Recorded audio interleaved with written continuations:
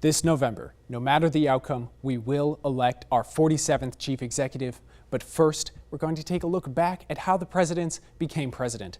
This is your countdown to 47.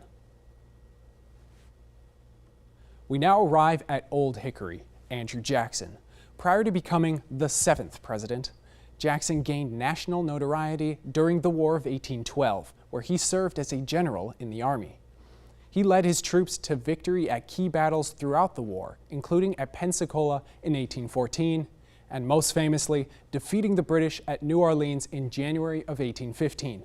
This made Jackson a national hero shortly before the official end of the war.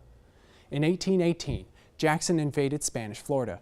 His actions there and in the Seminole Wars had a hand in causing the Spanish to renounce all claims in Florida to the United States a year later.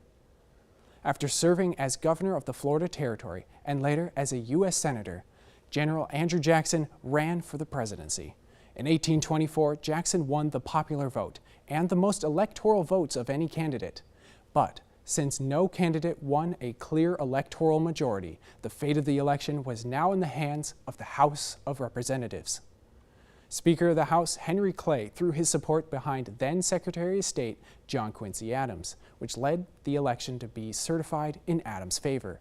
Upon Clay being named as Adams' Secretary of State, Jackson and his supporters claimed there was a corrupt bargain that was struck between the two, a claim they both denied.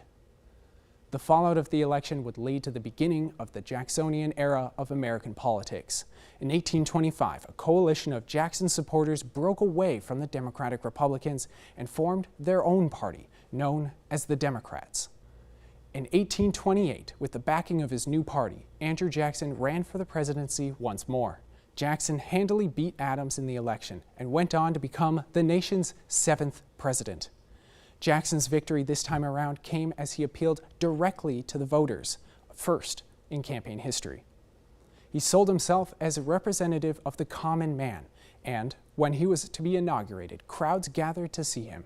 He was seen as the people's president.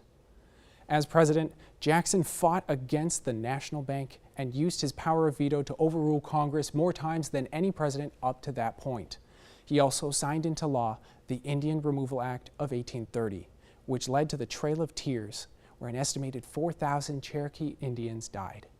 This remains one of the biggest stains on Jackson's presidential legacy. Jackson's actions drew strong opposition and led to the forming of a new party, the Whigs. These were the early stages of the two-party system that we know today. Andrew Jackson served as President of the United States from 1829 to 1837. As Jackson's time in the high office came to an end, his vice president, Martin Van Buren, was elected to be his successor, ensuring that the legacy of Jackson would loom large for years to come. I'm Eric George for Valley News Live, and this has been your countdown to 47.